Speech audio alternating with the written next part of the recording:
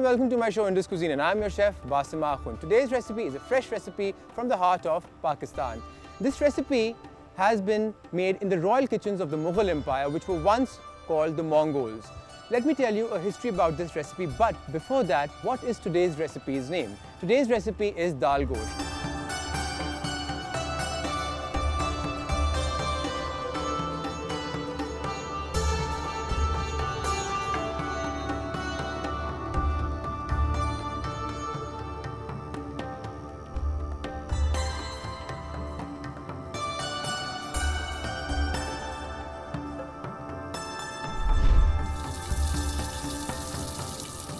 Today's recipe is Dal Gosht. Dal means lentils, Gosht means meat.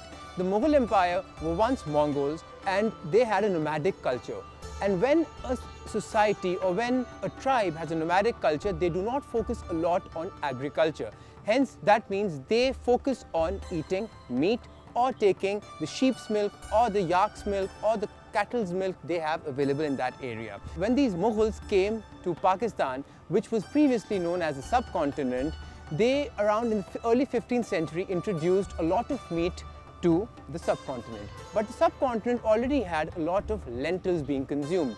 So once the lentils came with the meat, there was a fusion of new recipes, and one of those recipes is known as Dal Gosht. So today's recipe is very easy. Usually this recipe takes around 2.5 hours to 3 hours to cook, but if you have a pressure cooker, you can make this recipe in with around 30 minutes. So today's recipe includes the following ingredients. You need some lentils, then you need around 4 to 5 tablespoons of oil. I usually try using sunflower oil. You can use another oil, and if you would like, you could use even olive oil. Then you need some cumin, some coriander, you need some tomatoes, onions, green chilies fresh, then you need crushed red chilies, then you need some cinnamon powder, you need some salt to taste, and some fresh ginger. And I'm using around 1 kg of beef. And if you can find a good veal also, you can even use that as a substitute for beef.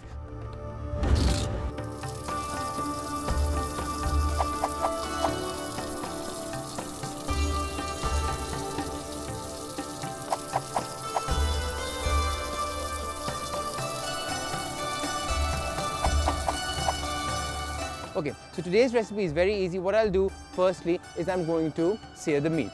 So you need a pan, switch on the flame, add some oil, around 3 tablespoons right now, and then the remaining oil you can add on later. So I've added around 3 tablespoons of oil. Once this comes to heat, I'll add the meat over here. Okay, what you need to do is you need some ginger, around 2 tablespoons.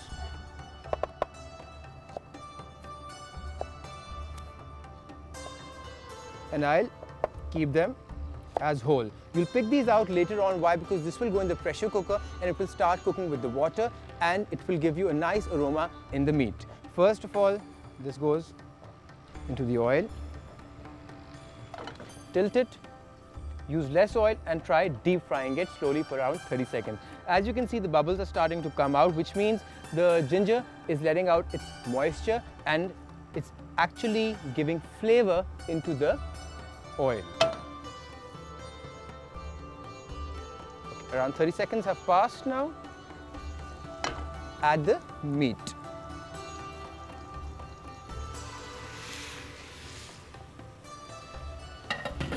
Always remember, try keeping your station clean.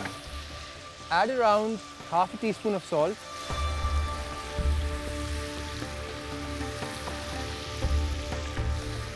And mix it well.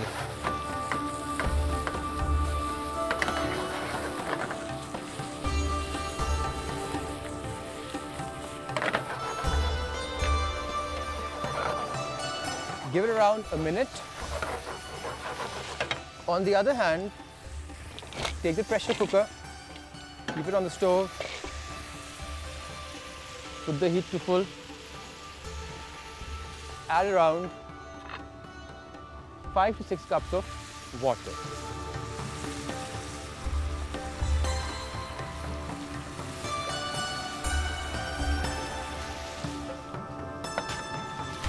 Just like flip it around, you can see the oil over here, it's getting very bubbly. You know why? The oil is actually mixing with the fat which is coming out from the beef, and the oil is getting a bit thick. Once this is done, I just had to sear it. Transfer this to the water. Try taking out all the oil in that. This is all the goodness.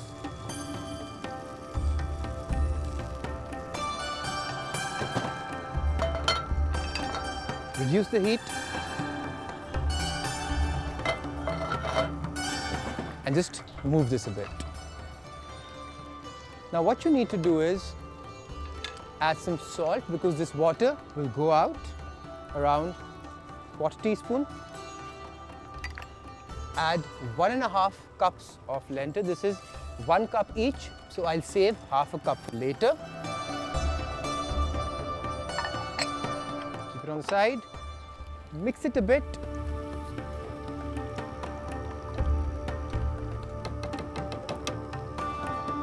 And give it a lid. Okay, the lid's over here. Press it down properly.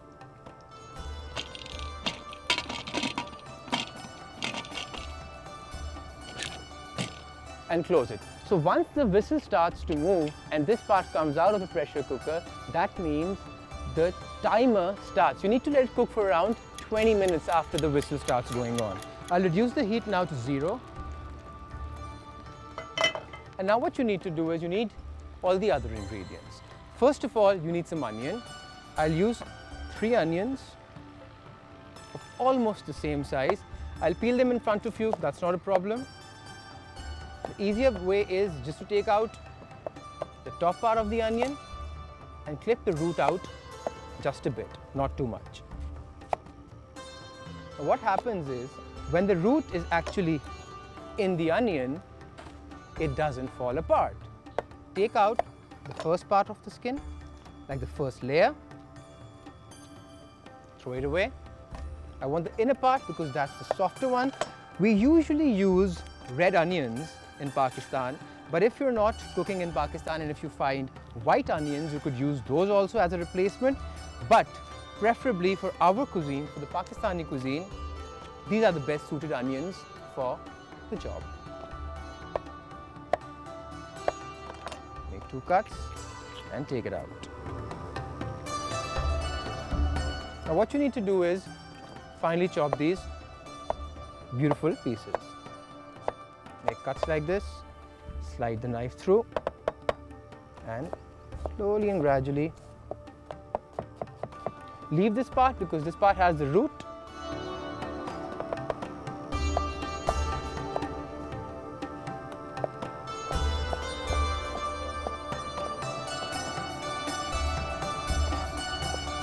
Keep it on the side. Okay.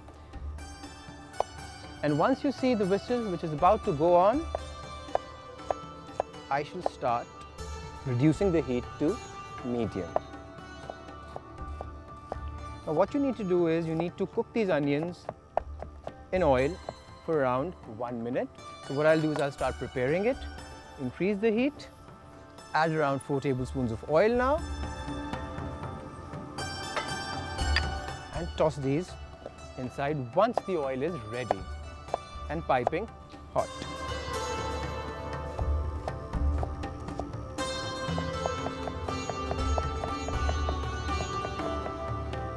Done. I'll use half of this. Why? Because this onion is bigger as compared to the other 2. So you need to actually maintain the amount of onion used in the recipe. Save it for later. Slice it once more if the onion is too high to get a finer chopped piece.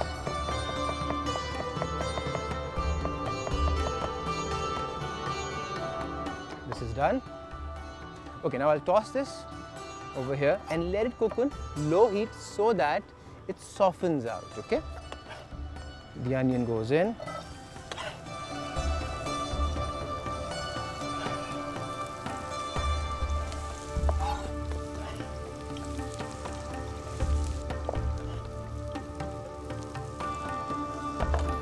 Toss it.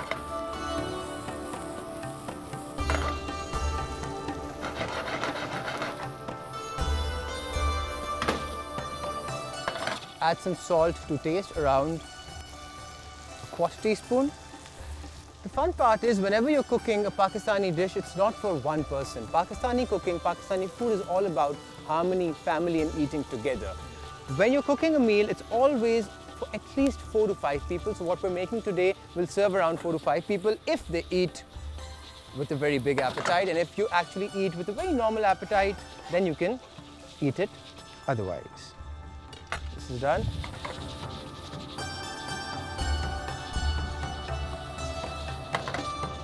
Okay, now what you need to do is take 1 green chili, finally chop it.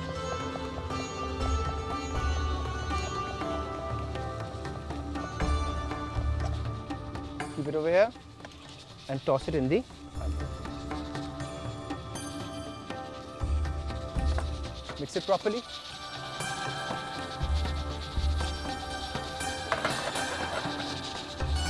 And put a lid on it for around 2 to 3 minutes. The next step is you need some finely chopped tomatoes, around 3 of these. Take out the eye of the tomato on the side.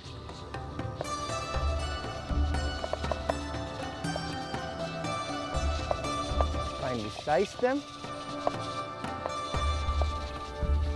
which is still not done, it's in the process. Keep this on the side. And what I do is to finally chop the onions, make a cut in between, reduce the heat over here, bring it down. You don't want to burn the onions. And finally, slice them.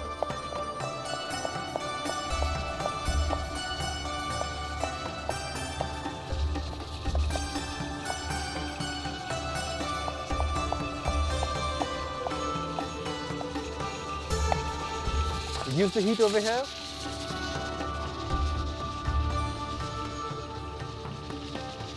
To medium.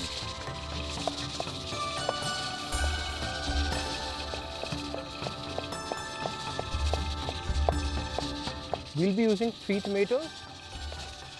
The fun part is some people relate to tomatoes as a vegetable in Pakistan, and some people relate to tomatoes as a fruit. It's still a debatable topic, that is a tomato a fruit or a vegetable? What do you think? Let me know about it. But how would you? By watching the next episode and commenting on our YouTube link. Okay. As you can see, the onion is translucent. Transfer the tomatoes now.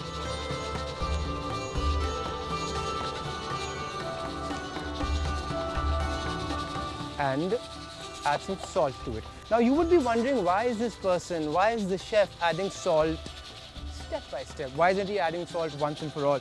You know what happens is, when you add salt to your vegetables or meat, it starts to sweat. It starts to take out its moisture. So every time you add something new in the recipe, start adding some salt to taste, but do not over salt it. Always remember, you need to follow the salt to taste method. Or if you're a new cook, if you're a new chef, or if you're a new person who's picking up cooking as a hobby or as a necessity, then you can follow the recipe card, which will be shown in the episode. So mix it up.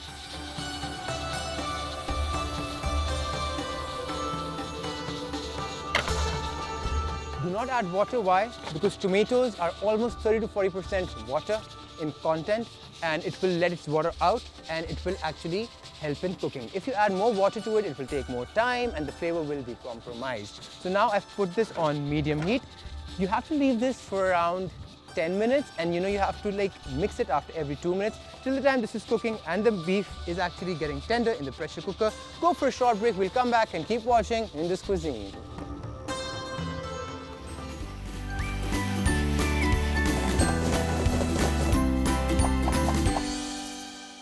Welcome back to my show Indus Cuisine, and I'm your chef Basim Akhund. So in the break we were just waiting for the things to cook. The tomatoes are well cooked and are soft. As you can see, you'll just pass your cooking spoon through and it will start mashing away. This is ready. Now what you need to do is mix it up a bit. And now the meat is also ready. I'll switch this off, keep it on the side for around 15 to 20 minutes so that the pressure cooker cools down, and then I'll integrate both of these things with the remaining ingredients, and I'll let you know how to go about it. Slowly, just pick it up and keep it on the side.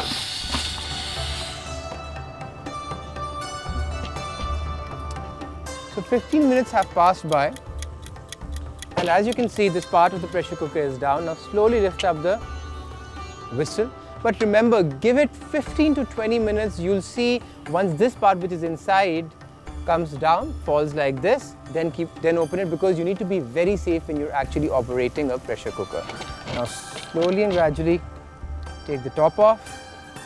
Now what you can see inside is all the goodness. This is all the flavor. Don't let it go to waste. What you'll do is now you'll take a new wok. I need a bigger wok, so I'll shift both of these things over here. The wok is over here. Keep it here. The flame needs to be really high now for what I'm doing. Add around 3 to 4 tablespoons of oil now. Now, on high heat, start coating the wok. Why? Because it will give you a nice non-stick effect of the pan, and the ingredients won't stick into it. Now this is done. The flame needs to be really high. Now what I'll do is I'll add some spices to it to bring out the flavor. First I'll add some cumin. So basically frying all these ingredients. Some red chilies, chili flakes, and I'll use around 4 green chilies. Finely chop them. So 4 in total. 1 I've used already and 3 I'm using now. This is done. Shift these over here.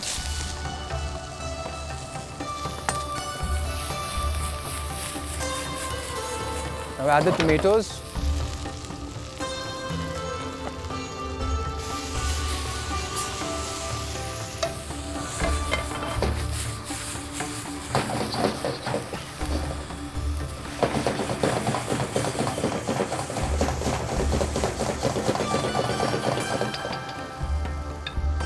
Now what you need to do is transfer all these things over here, but what I'll do is first save all the flavor.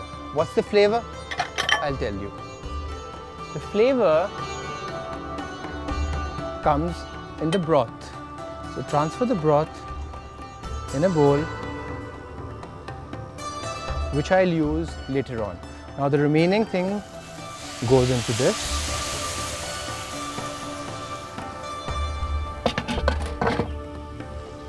Keep it over here.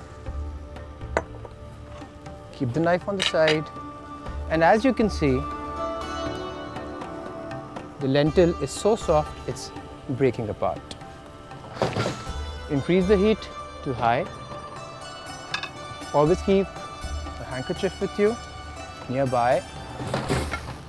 The flame needs to be completely high. Start mixing this.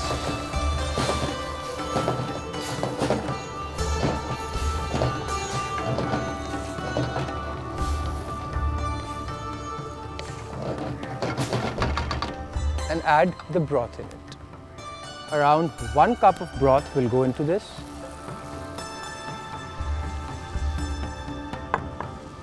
With some cardamom powder.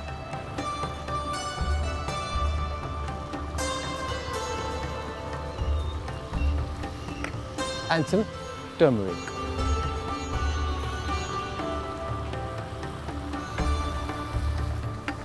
Mix it properly.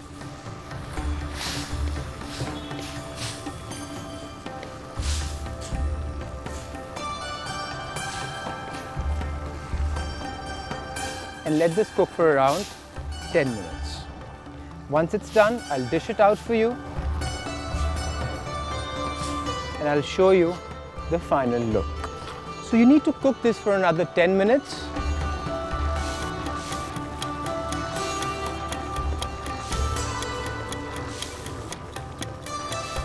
Once the 10 minutes are done, what you'll see is this water will start drying out.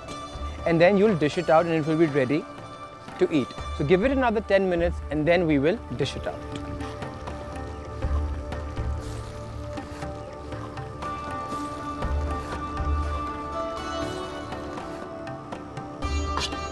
So as you can see, I gave it around 10 minutes and the water is out and it has actually incorporated with the lentil, which is the dal, and the gosht, which is beef. It's ready to eat. I will dish it out now.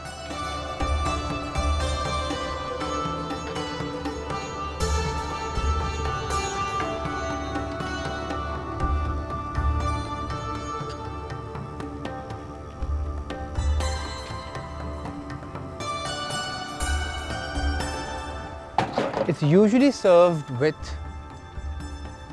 fresh green chilies on top. A few, that's it. And some coriander on the side. As you can see, today's recipe is done. It was made within around 40 to 45 minutes, not too long. Otherwise, if you do not use a pressure cooker, this recipe will take around 2.5 hours. Why? Because the beef, which is the gosht in our own traditional language, takes a lot of time to cook. This recipe is done. I'll see you in another episode of Indus Cuisine. Signing out. Thank you so much.